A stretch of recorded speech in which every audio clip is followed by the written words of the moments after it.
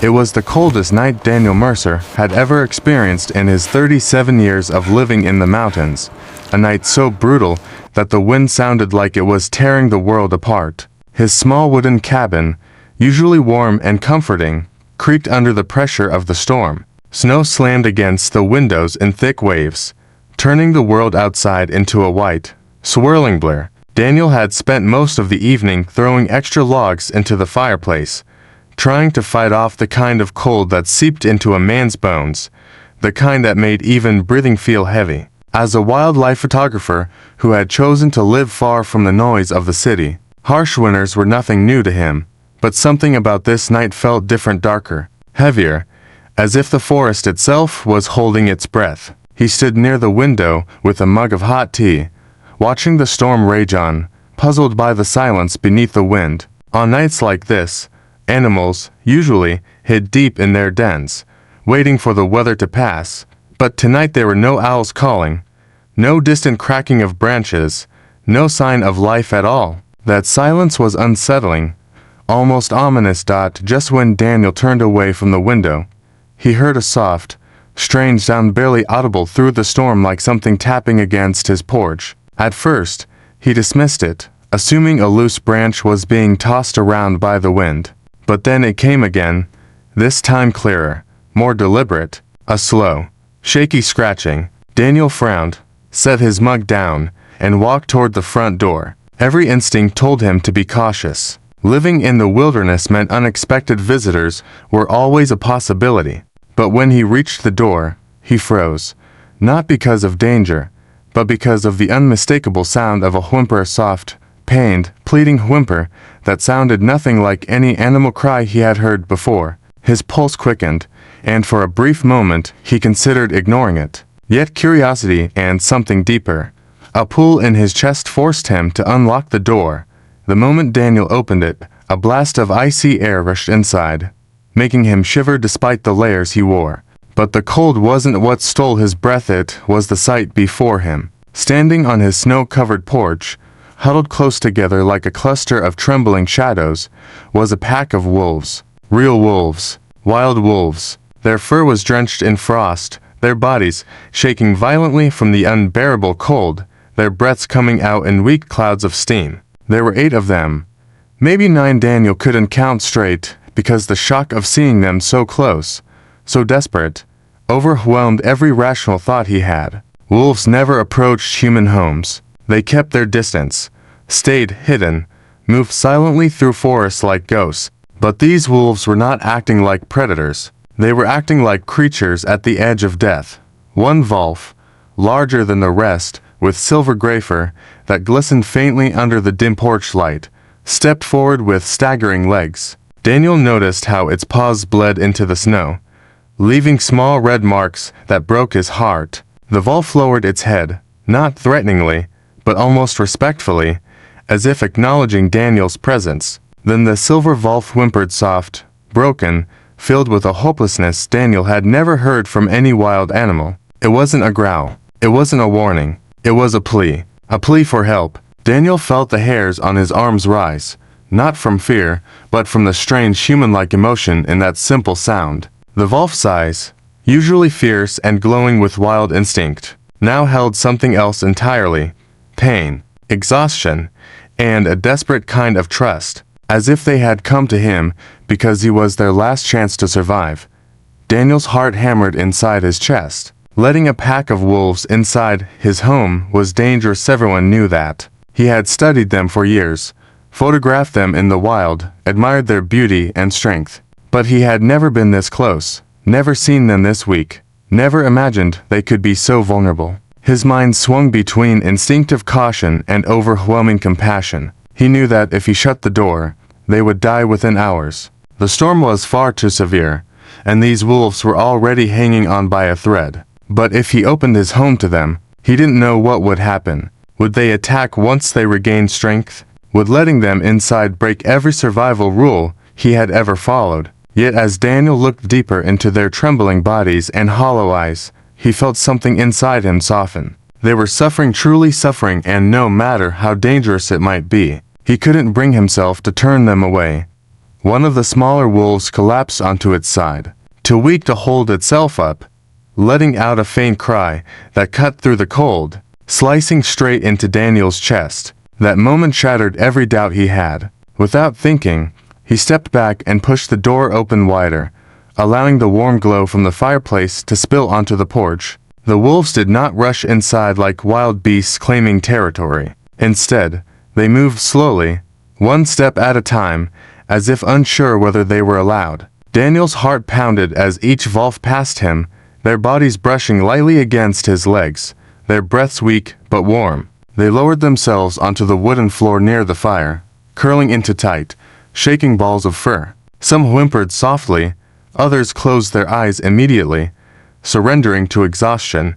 The silver wolf was the last to enter. For a long moment, it stood at the doorway, looking at Daniel with those golden eyes that held a mixture of fear, gratitude, and something Daniel couldn't yet understand. Then it lowered its head once more and stepped inside, settling near the center of the pack as if it were their leader. Daniel slowly closed the door behind them, shutting out the storm and locking himself inside with a group of predators who, strangely enough, no longer felt like a threat. Instead, they felt like lost souls seeking refuge, and Daniel realized that whatever had driven them to his home on this brutal night must have been far more terrifying than anything he could imagine. And as he watched them trembling near the fire, he had no idea that this moment, the night the wolves came, was only the beginning of a shocking and life-changing story he would never forget. Daniel stood frozen for a long moment after closing the door, his breath still unsteady as the weight of what he had just done settled on his shoulders. He had invited a full pack of wild wolves, animals feared by generations, into his home, and the thought alone made his heart thump harder. Yet as he watched them trembling on the wooden floor, curling closer to the fireplace, their bodies shivering uncontrollably as melting frost dripped from their fur, he felt a surge of protective instinct wash over him. The cabin, usually filled with peaceful crackling from the fire and the faint hum of the wind outside, now held a heavy silence broken only by the wolves' faint whines and labored breaths. Their exhaustion was unmistakable. Daniel had spent years observing wolves from a distance, photographing them with admiration, and respecting their natural boundaries. But he had never imagined a moment like this where the powerful creatures he admired suddenly appeared before him as fragile as newborn fawns. The air in the cabin felt warmer, but the wolves seemed to carry the cold of the entire forest with them, their bodies stiff, their chests rising and falling with visible struggle. As Daniel took slow steps toward them, the silver wolf lifted its head just enough to watch him, its amber eyes full of a strange mix of instinctive caution and deep, pleading trust. That gaze alone made Daniel pause. He knew very well that a wolf showing such vulnerability was a rare thing, something no one would believe unless they saw it for themselves. He knelt down a short distance away, not wanting to startle them, and watched as the smaller wolves leaned on one another for warmth. One had its paw tucked tightly under its chest, shivering violently, and Daniel could see the raw, cracked skin beneath the thinning fur. It was clear these animals had been fighting against something far worse than the cold, something that had broken them down to their very limits. The scent of frost, wet fur, and exhaustion filled the room. Outside, the storm crashed loudly against the windows, as if trying to break in, but the wolves didn't even flinch. They were too weak to react to anything but warmth. Daniel felt a wave of guilt rise inside him. He had kept his fire burning bright all night while these creatures had been battling freezing wind and death. He knew he couldn't just sit and watch them suffer, so he rose slowly and walked into the kitchen to warm some water. As the pot heated, he gathered blankets, old towels, and anything else that could help dry their soaked fur. When he returned, he approached carefully, every step slow and thoughtful. The wolves watched him but didn't move. When he gently placed a warm towel on the smallest wolf, it didn't resist, just let out a weak, almost grateful sigh and closed its eyes. Daniel worked one at a time, drying their freezing coats, his hands trembling not from fear, but from the overwhelming empathy he felt. The wolves were no longer symbols of wilderness, they were living beings begging for mercy. and he was the only one who could give it to them tonight. As he tended to them, Daniel noticed the silver leader watching his every move, not with suspicion, but with a quiet, almost protective awareness, as if making sure Daniel wasn't harming any member of the pack. There was intelligence in its eyes, something deep and ancient, something that felt almost human. Daniel spoke softly to them, though he wasn't sure why. Maybe it was to calm them, maybe it was to calm himself. "You're safe here," he whispered, his voice low and warm, mixing with the crackling fire. These simple words seemed to carry weight, for the silver wolf slowly lowered its head onto its paws as if acknowledging his promise. For the first time, Daniel allowed himself to breathe. But that moment of calm didn't last long, because as he worked, he began to notice something strange, a pattern, a behavior he couldn't explain. The wolves weren't sprawled randomly across the floor. They were arranged around the silver leader in a tight formation, almost like a shield of bodies. They moved only enough to keep each other warm, or to nudge one another closer to the fire. But their eyes kept shifting toward the door, not in fear of the outside storm, but in a way that suggested they were expecting something, or someone. The silver wolf's ears twitched every few minutes, its gaze drifting toward the door as if listening for faint sounds Daniel couldn't hear. That small detail unsettled him. Wolves didn't behave like this unless they were protecting something important. Daniel felt a pulse of confusion and concern twist inside him. What had driven them to his home? What had forced such proud, powerful creatures to beg for shelter? Wolves never approached humans unless desperate, and desperation meant danger, danger for them. Danger for the forest, danger for whatever was out there in the darkness. As these thoughts ran through Daniel's mind, the silver wolf slowly stood, its legs shaky but determined. It took one step toward him, then back toward the door, whining softly. The sound wasn't aggressive. It was a call, a plea, a message. Daniel's breath caught in his throat as he realized the truth. The wolves hadn't only come to save themselves. They needed him for something more. The silver wolf held his gaze with such intensity that Daniel felt his chest tighten. Something terrible had happened out there, something the wolves couldn't face alone. And in that moment, Daniel knew he was about to make another dangerous decision that would change everything. Daniel stood in the middle of his living room, surrounded by a pack of exhausted wolves, but his mind was no longer focused on the cold or the danger of having wild predators inside his home. Instead, it was fixed on the strange, unshakable feeling that the wolves were trying to communicate something far more urgent than their need for warmth. The silver leader, still trembling but now able to stand, paced slowly toward the door again, pressing its nose against the wooden frame before looking back at Daniel with eyes that held a depth of emotion he couldn't ignore. It wasn't fear, not quite. It was more like a plea, a call, a desperate message that the wolf couldn't speak, but Daniel somehow felt in his bones. He saw the way the wolves shifted when the leader moved, how their eyes followed it with silent understanding, how they nudged each other gently as if encouraging one another to hold on a little longer. They weren't behaving like animals seeking shelter, they were acting like a family protecting a secret. Daniel felt his pulse speed up as he realized the wolves had come to him not by accident, but with purpose. The silver wolf whined again, a soft, heart-wrenching sound that made Daniel feel as though the animal was begging him to understand. His thoughts spun wildly. Wolves didn't ask humans for help. They didn't approach homes unless something catastrophic had happened. And the more he stared into the silver wolf's amber eyes, the more he sensed a story hidden there, an emergency, a silent tragedy unfolding somewhere in the forest that these wolves were powerless to fix alone.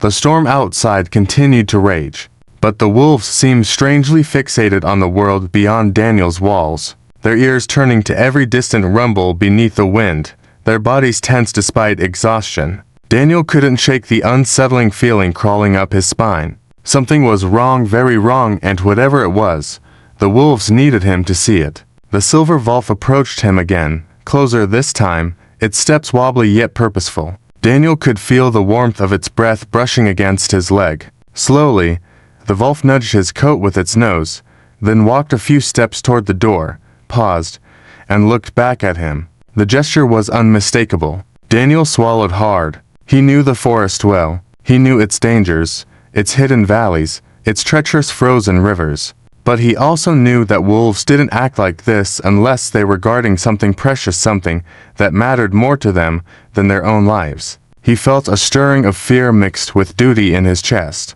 The wolves had risked everything to come to him.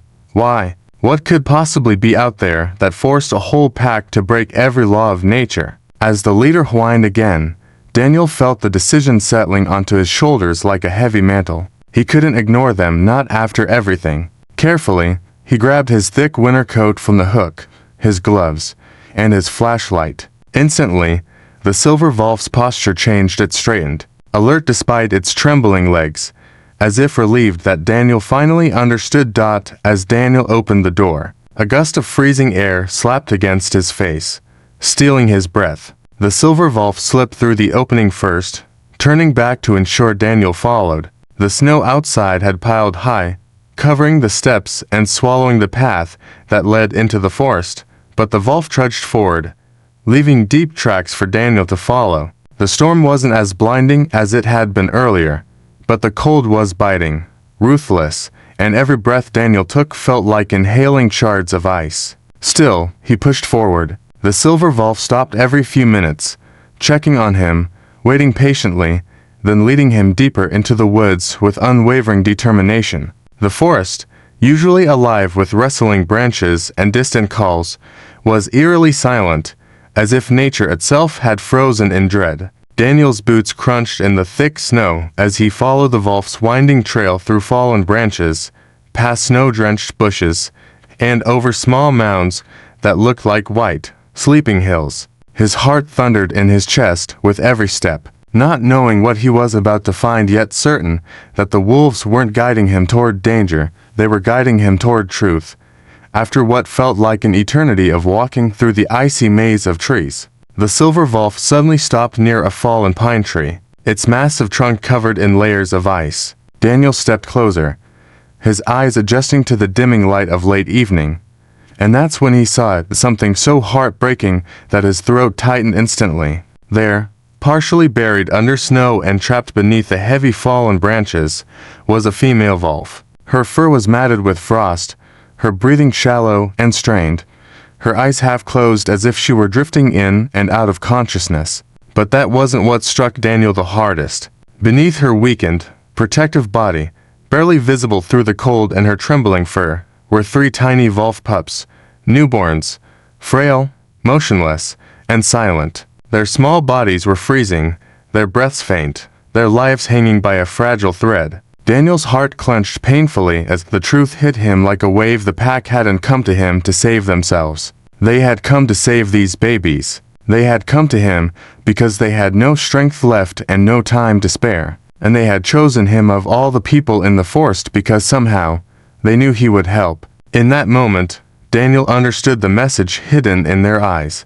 They needed him not for shelter, but for a miracle. Daniel felt his heart squeeze painfully as he knelt beside the fallen pine tree, the freezing wind whipping around him like sharp blades, while the silver wolf hovered anxiously at his side. The mother wolf's breaths were so weak that each inhale seemed like a battle she was losing second by second, and the tiny pups beneath her were barely moving, their fragile bodies stiff with cold. Daniel knew instantly that if he didn't act right now, not in a minute, not in a moment, these pups would never see another sunrise, and their mother would succumb to the brutal winter that had already drained almost all the life out of her. His hands shook not from the cold but from fear as he gently slid his arms beneath the mother wolf, feeling how light she was, as if her strength had melted away with the snow. The pups whimpered softly at the movement, a sound so faint yet so desperate that it fueled Daniel's determination. He unzipped his coat and placed the pups against his chest one by one, letting the warmth of his body shield them from the deadly wind, their icy fur sending chills straight to his bones. He wrapped his coat tightly around them, pulling them close as if they were fragile pieces of glass that could shatter with the slightest touch. The mother wolf, still conscious enough to recognize his gentle handling, made a small attempt to lift her head, her cloudy eyes meeting his with gratitude so raw it nearly brought tears to his own eyes. Dragging her, however, was a different battle altogether. The fallen tree was heavy, its branches knotted and frozen stiff, trapping her hind legs beneath layers of ice. Daniel dug through the snow with his bare hands until he couldn't feel his fingers, then used a broken branch to pry open the gap. Every second felt like an hour, every breath a painful reminder that time was slipping away. The silver wolf paced impatiently behind him, whining and nudging his shoulder as if begging him to hurry, its urgency reflecting the fear of a helpless father terrified of losing not only his mate but his newborn children. Daniel finally managed to free the mother wolf's legs and pull her onto the tarp he kept folded in his backpack for photography equipment. He wrapped the edges tightly around her, creating a makeshift sled. It wasn't perfect, but it would have to do. He rose to his feet, his legs already trembling from the effort, and grabbed the tarp's corners with both hands. The cold bit into his skin as if punishing him for even trying, but he refused to stop. Using every ounce of strength he had, Daniel began dragging the mother wolf through the thick snow while the silver wolf walked beside him, matching his pace, as if lending him strength simply through presence. The walk back to the cabin felt endless, the storm growing harsher with every step. Snowflakes stabbed at his face, and the weight of the mother wolf seemed to double with each passing minute. His boots sank deep into the drifts, sometimes up to his knees, and he could feel his muscles screaming in protest. But inside his coat, pressed against his chest, he felt the faintest twitch from one of the pups, a tiny, weak movement that filled him with a new surge of determination. He wasn't just fighting for animals. He was fighting for a family, a bond stronger than anything he had seen even among humans. The wolves did not stray far from him as he struggled forward. Instead, they formed a protective formation around him, watching every direction, their instincts on high alert despite their exhaustion. It was as if they understood that the fate of their pack rested entirely in Daniel's hands, and they would not let him fight alone. By the time he reached the porch, Daniel's breath was ragged, and his vision blurred from the cold clawing into his eyes. But he didn't stop. He pushed the door open with his shoulder and staggered inside, instantly filling the cabin with cold air and swirling snow. The wolves that had been lying near the fire scrambled weakly to their feet, their eyes widening at the sight of the injured mother and the pups hidden inside Daniel's coat. He gently laid her near the fire, pulling the tarp away and covering her with thick blankets. The wolves gathered around her, noses touching her fur, their gentle whines echoing through the cabin like a song of whirring and love. Daniel quickly moved to the fireplace and placed the pups close to the warmth, rubbing their tiny bodies with a soft cloth, praying they still had strength left to hold on. Their fur was icy, their paws stiff, and their breaths shallow. But slowly, so slowly, he almost didn't notice at first, a faint spark of life flickered in the smallest one's chest.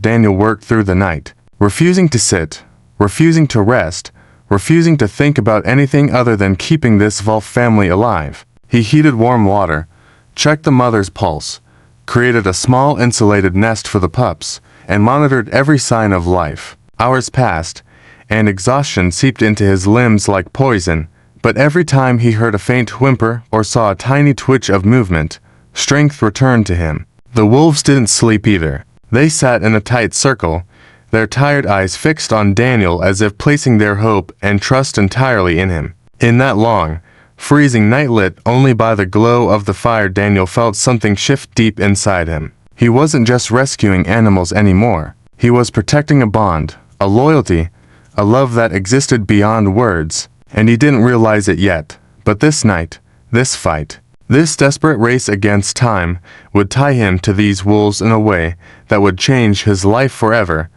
Asterisk as the first hint of dawn slowly crept into the sky, painting the edges of the frosted windows with a pale silver glow. Daniel realized he had been awake the entire night without ever sitting down, his eyes fixed on the wolves he had worked so hard to save. The fireplace crackled with renewed warmth, its soft golden light brushing gently across the wooden walls, casting calm shadows that wrapped around the room like a quiet embrace. The mother wolf, now wrapped in blankets and lying closest to the fire, lifted her head weakly for the first time, her tired eyes searching the room until they landed on Daniel. There was something indescribable in that look, something that went beyond the instincts of a wild animal. It was gratitude, trust, and a silent acknowledgement of everything he had done for her and her family. One by one, the pups began to respond to the heat, their tiny bodies twitching and their small cries breaking the heavy silence.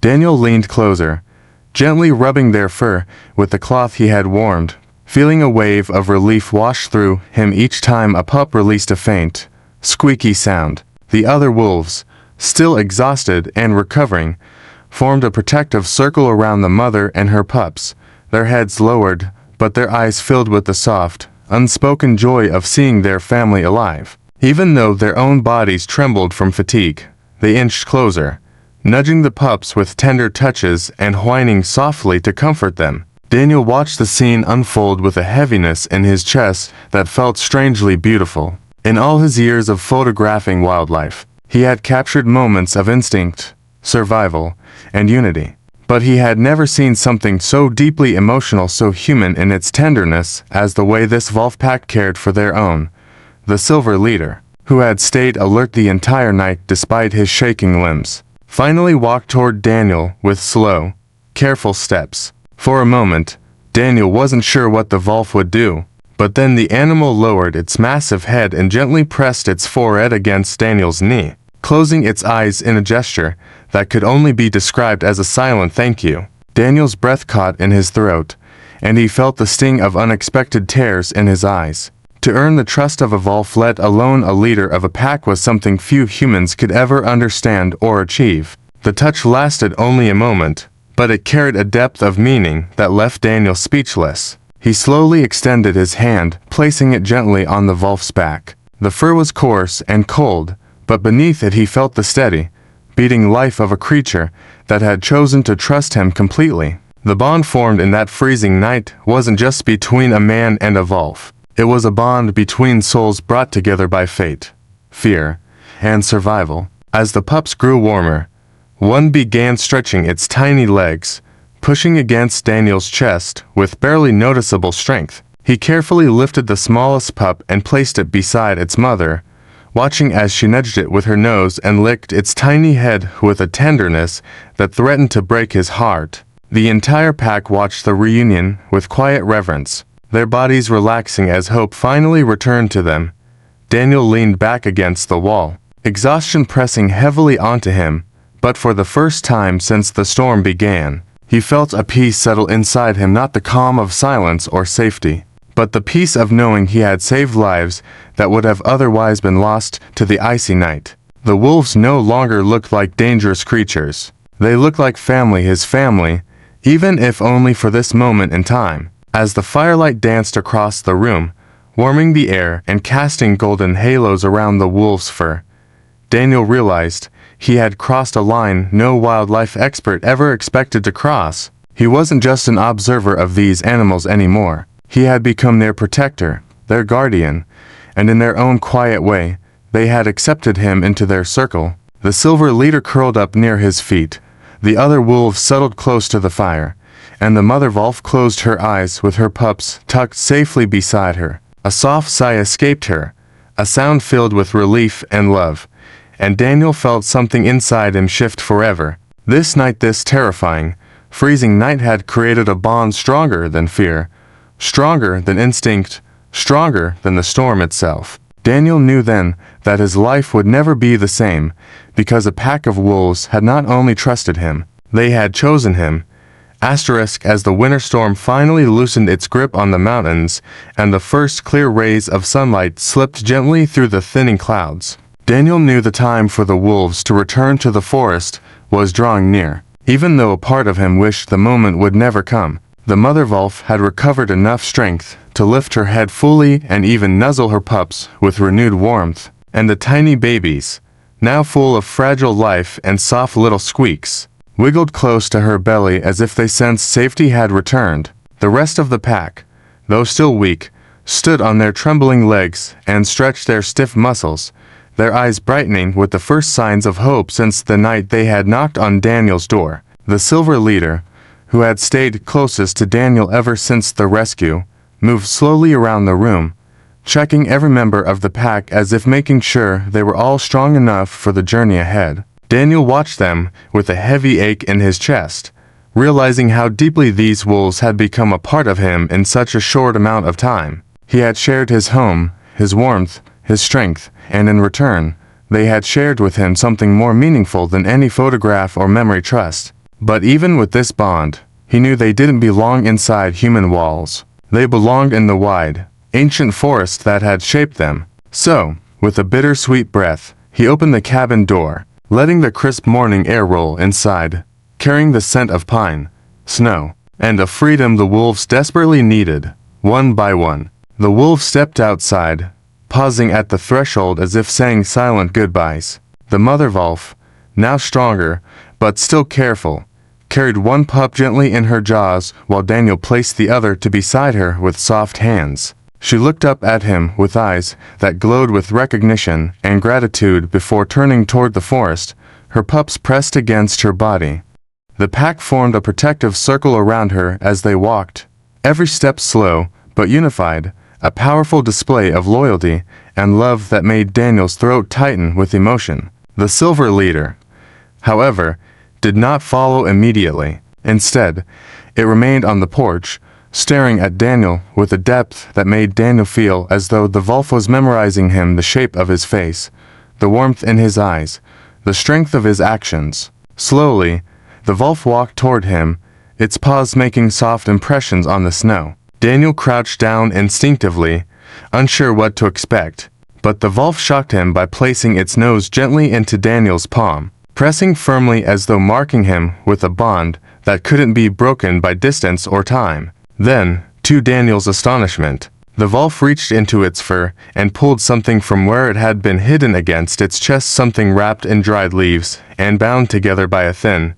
woven strip of bark. It placed the bundle carefully at Daniel's feet, stepped back, and lowered its head in a gesture of honor so profound that Daniel could only stare in disbelief. With trembling hands, Daniel unwrapped the bundle, revealing a small wooden pendant carved with symbols so old and intricate that he immediately recognized their meaning from the stories he had heard from the mountain's indigenous people. It was a mark of respect, a token given only to those who had protected life in the purest, most selfless way. It was said that wolves carried such tokens from ancient tribal times, passing them through generations as part of their hidden legacy. The meaning was unmistakable.